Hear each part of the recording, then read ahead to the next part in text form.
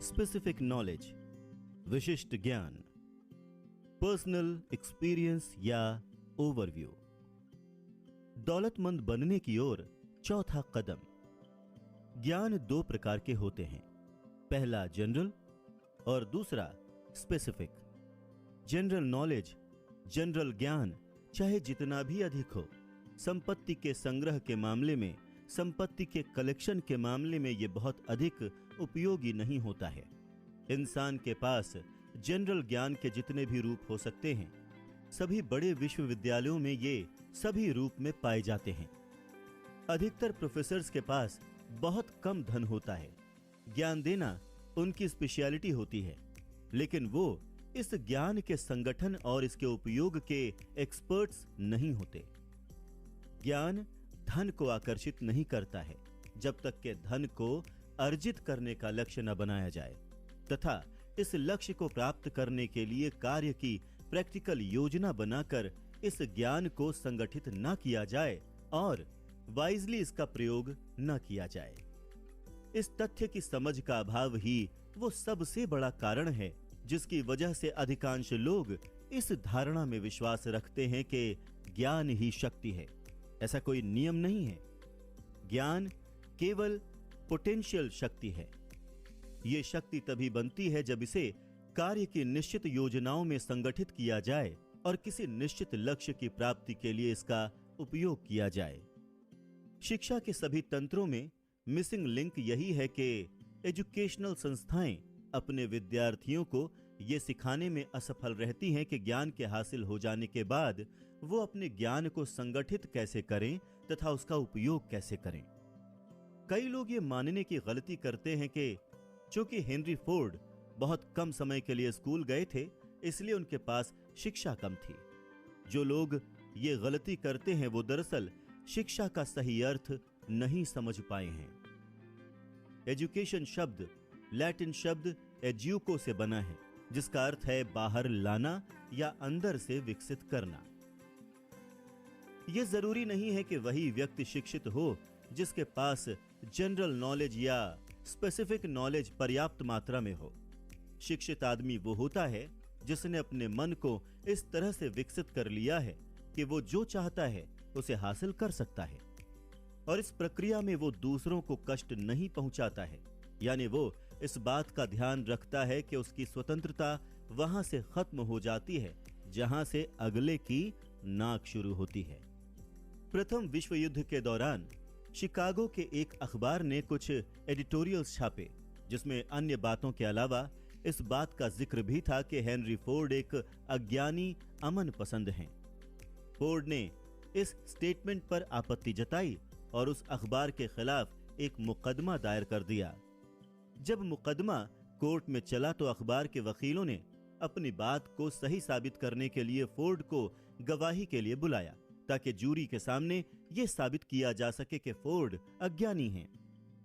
वकीलों ने फोर्ड से बहुत सारे सवाल किए जिनसे यह साबित हो सके। हालांकि उनके पास कार बनाने का स्पेसिफिक ज्ञान था, लेकिन बाकी सभी मामलों में उन्हें कतई कोई ज्ञान नहीं था। फोर्ड से कुछ इस तरह के सवाल पूछे गए जिससे उन्हें नीचा दिखाया जा सके। बेनेडिक्ट आर्नोल्ड कौन थे और सन 1776 के विद्रोह से निपटने के लिए ब्रिटेन ने कितने सैनिकों को अमेरिका भेजा था। सारे प्रश्नों को सुनने के बाद अंतिम प्रश्न का फोर्ड ने कुछ इस तरह जवाब दिया, मुझे ब्रिटेन द्वारा भेजे गए सैनिकों की सटीक संख्या तो पता नहीं है, पर मुझे यह जरूर मालूम है कि जितने लोग वहां गए थे उनमें से बहुत ही कम वापस लौटे। अंततः फोर्ड इस तरह के बेहुदा प्रश्नों के जवाब देते देते थक गए और उन्होंने एक अजीब से सवाल का जवाब कटघरे में आगे की तरफ झुकते हुए विरोधी वकील की तरफ उंगली दिखाते हुए दिया। आपके द्वारा पूछे गए बेहुदा प्रश्नों का जवाब अगर मैं सचमुच देना चाहूं तो मेरे ऑफिस की मेज पर कई बटन लगे हुए हैं जिन्हें मैं दबाकर अपनी सहायता के लिए ऐसे आदमियों को बुला सकता हूं जो इस विषय के ग्रेट स्कॉलर हैं, जिनसे मैं उस विषय पर जितने प्रश्न पूछूंगा वो उन सब के सटीक उत्तर दे देंगे। अब क्या आप मुझे बताएंगे कि जब मेरे नजदीक ऐसे लोग मौजूद हैं जो मेरे हर प्रश्न का उत्तर दे सकते हैं तो मैं इन प्रश्नों के उत्तर मालूम करने के लिए अपने मन में ढेर सारे जनरल नॉलेज की स्टडी क्यों करूं? इस जवाब में निसंदेह दम था। इस जवाब से वकील की हालत खस्ता हो गई। इस जवाब को सुनकर अदालत में बैठे हर व्यक्ति को यह एहसास हो गया कि ऐसा जवाब कोई शिक्षित व्यक्ति ही दे सकता है, कोई अशिक्षित व्यक्ति तो कभी नहीं। मेरी नजर में हर वो व्यक्ति शिक्षित है जो ये जानता है कि जरूरत के समय उसे इस विषय का ज्ञान कहां से मिलेगा और उसे कार्य के रूप में उपयोग कैसे किया जा सकता है। अपने मास्टरमाइंड ग्रुप की मदद से हेनरी फोर्ड के पास वो सारा स्पेसिफिक ज्ञान था जिसकी उन्हें अमेरिका का सबसे धनी व्यक्ति बनने के लिए जरूरत थी। ये जरूरी नहीं है कि वो सारा ज्ञान उनके दिमाग में ही हो। एंड्रू कार्नेगी ने यह स्वीकार किया है कि उन्हें निजी तौर पर स्टील व्यवसाय के तकनीकी पक्षों के बारे में कतई कोई जानकारी नहीं थी, न ही उन्हें यह सीखने की कोई रुचि थी।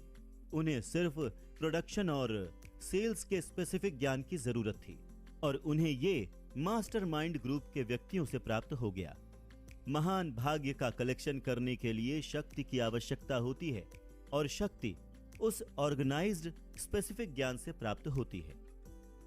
अगला पैराग्राफ उन लोगों को विश्वास और उम्मीद दे सकता है जिन्हें इतनी अधिक स्पेसिफिक शिक्षा प्राप्त नहीं हो पाई जितना किसी काम को करने के लिए जरूरी है। कभी कभी कुछ लोग इतनी जरूरी फॉर्मल शिक्षा न मिलने पर इंफीरियरिटी के शिकार हो जाते हैं।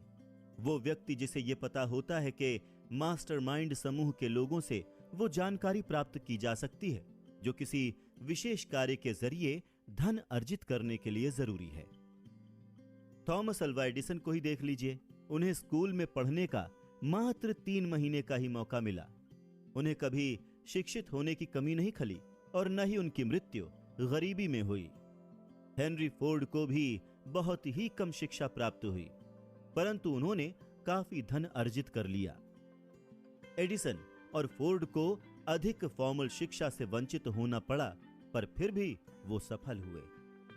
ये फैक्ट आज के युवा लोगों को बीच में पढ़ाई छोड़ देने के लिए प्रोत्साहित नहीं करता है।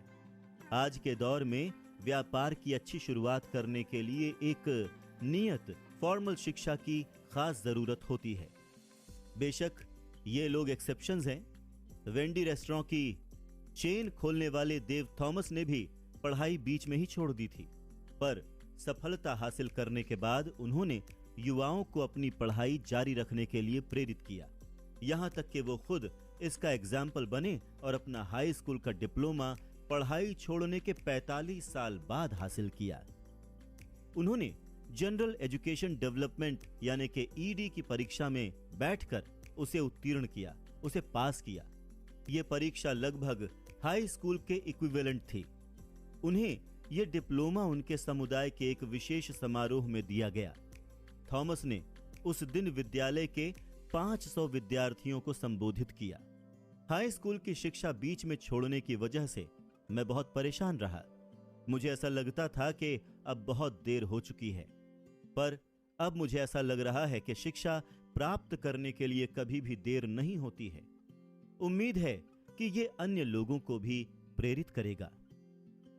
डिप्लोमा हासिल करने के लिए प्रेरणा उन्हें तब मिली जब वो अपनी जीवनी एव्स वे को प्रमोट करने के लिए देश के विभिन्न भागों में कार्यक्रमों में शामिल होते थे। कई शहरों में वो हाई स्कूल पास जर्नलिस्ट से मिलते और बच्चों को अधिक से अधिक शिक्षा प्राप्त करने के लिए प्रेरित करते। पर उन्होंने बताया ये हाई स्कूल पास जर्नलिस्ट बड़े चालाक होते हैं। वो अक्सर मुझसे पूछते थे, जब आप ये कहते हो कि शिक्षा बहुत जरूरी है, फिर आपने अपनी पढ़ाई बीच में ही क्यों छोड़ दी? आपकी करनी और कथनी यानी कि आपके करने और कहने में इतना फर्क क्यों है? सच बताऊं, मेरे पास कोई जवाब नहीं होता था। इसीलिए मैंने ये निर्णय लिया कि मैं हाई स्कूल डिप्लोमा लेकर ही दम लूंगा। अब उनका मकसद उन लोगों को शिक्षा जारी रखने के लिए बढ़ावा देना है जिन्होंने किसी कारणवश बीच में ही पढ़ाई छोड़ दी है, क्योंकि शिक्षा हासिल करने के लिए कभी देर नहीं होती है। मैं लोगों को बताता हूं कि अपनी उतनी पढ़ाई कर लें जितनी आप कर सकते हैं। मैंने पढ़ाई छोड़ने के 45 वर्षों के बाद डिप्लोमा हासिल किया। सच ही तो है, शिक्षा हासिल करने के लिए कभी देर नहीं होती। थॉमस ने आगे जोड़ा, अब तक मेरी जिंदगी में प्राप्त अचीवमेंट्स में ये सबसे इंपॉर्टेंट अचीवमेंट है। ये जानना जरूरी है कि ज्ञान को कैसे खरीदा जाए। सबसे पहली बात तो यह है कि आप ये जान लें कि आपको किस स्पेसिफिक ज्ञान की जरूरत है। साथ ही आपको ये भी पता होना चाहिए कि आप उस ज्ञान से कौन सा लक्ष्य हासिल करना चाहते हैं। बहुत हद तक जीवन में आपका प्रमुख लक्ष्य वो लक्ष्य है जिसके लिए आप काम कर रहे हैं। ये तय करेगा कि आपको किस ज्ञान की आवश्यकता है। इस प्रश्न का जवाब मिल जाने के बाद आपका अगला कदम ये होगा कि आप वो सही जानकारी हासिल कर लें और इस ज्ञान के रिलायबल सोर्सेस को खोजें। इनमें से अधिक महत्वपूर्ण है, पहला, अपना अनुभव और शिक्षा। दूसरा, दूसरों के सहयोग, मास्टरमाइंड सहयोग के द्वारा उपलब्ध अनुभव शिक्षा। तीसरा, कॉलेज और यूनिवर्सिटी। चौथा, पब्लिक लाइब्रेरी। इंसान ने अब तक जितना ज्ञान हासिल किया है वो सारा ज्ञान पुस्तकों और पीरियोडिकल्स के द्वारा हासिल किया जा सकता है। पांचवा, विशेष प्रशिक्षण कोर्स, खास तौर पर नाइट स्कूल और होम स्टडी स्कूल्स। जब ज्ञान हासिल किया जाए तो उसके बाद अपने निश्चित लक्ष्य को प्राप्त करने के लिए योजना बनाकर उसे प्रयोग में लाया जाए। फिर ये जाने कि वो स्पेसिफिक ज्ञान आपको किन रिलायबल सोर्सेस से मिल सकता है।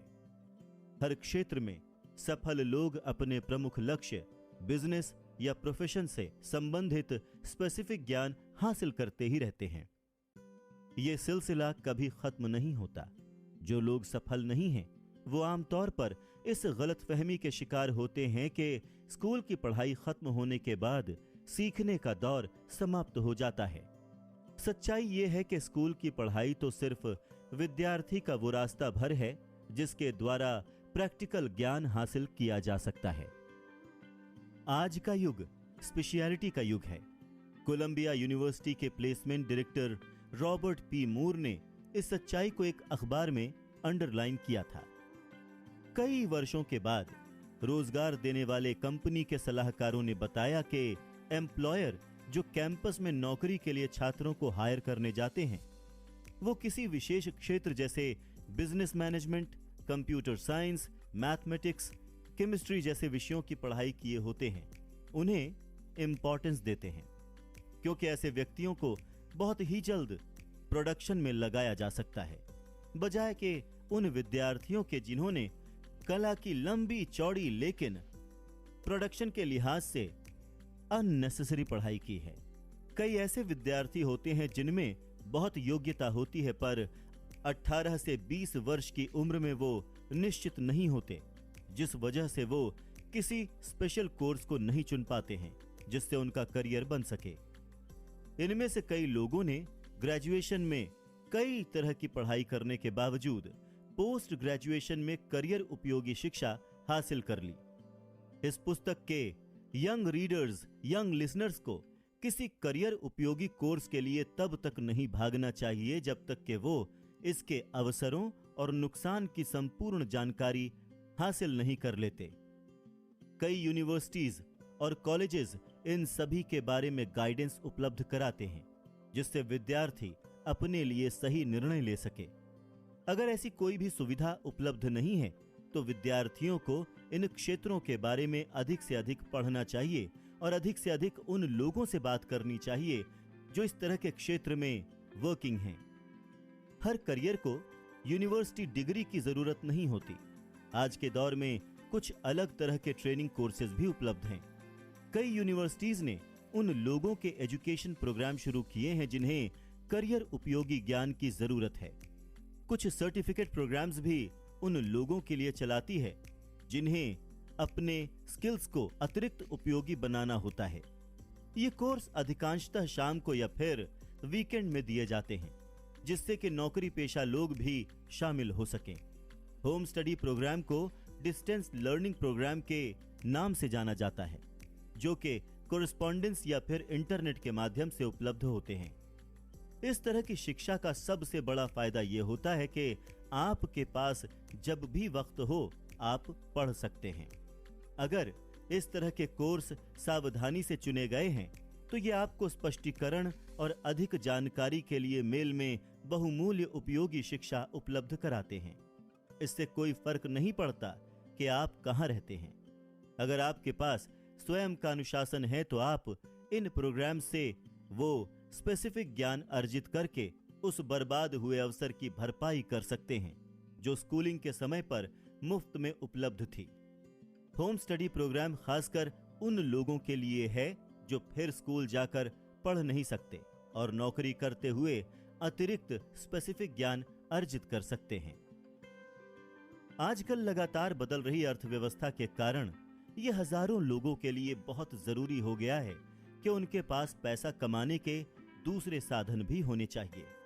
ऐसा कब समय आ जाए कि उन्हें नौकरी से हाथ धोना पड़े और उन्हें नई नौकरी की तलाश करनी पड़ जाए। कभी कभी कोई सामान नहीं बिक रहा होता है तो अच्छा व्यापारी उस सामान को दूसरे प्रोडक्ट के साथ बेच देता है जिसकी अधिक डिमांड होती है।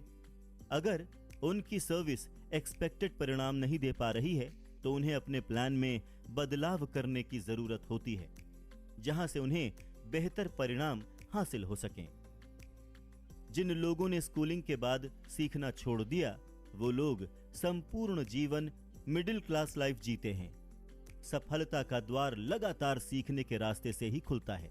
तो आइए एक स्पेसिफिक उदाहरण लेते हैं।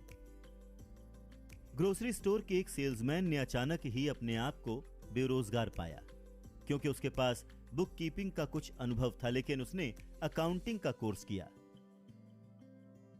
उसने अपने आप को बुक कीपिंग और ऑफिस के गैजेट्स के नवीनतम रूपों से परिचित करवाया और उसने खुद का बिजनेस शुरू करने की दिशा में कदम रखा।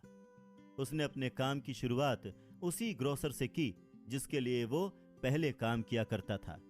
इसके बाद उसने 100 से अधिक व्यापारियों से कॉन्ट्रैक्ट किया कि वो उनका हिसाब किताब रखेगा और बदले में नाम मात्र का मासिक शुल्क लेगा। उसका विचार इतना व्यावहारिक था कि जल्दी ही उसे एक छोटे डिलीवरी ट्रक में एक पोर्टेबल ऑफिस बनाना पड़ा जिसमें आधुनिक बुक कीपिंग वाहनों का एक दस्ता है और उसके पास सहयोगियों का एक बड़ा स्टाफ है जिनके द्वारा वो छोटे व्यापारियों को बहुत ही कम कीमत में बहुत ज्यादा और बहुत उम्दा अकाउंटिंग की सेवा देता है। स्पेसिफिक ज्ञान और कल्पना वो एलिमेंट थे जिसके कारण ये अद्भुत एवं सफल बिजनेसमैन बन पाया।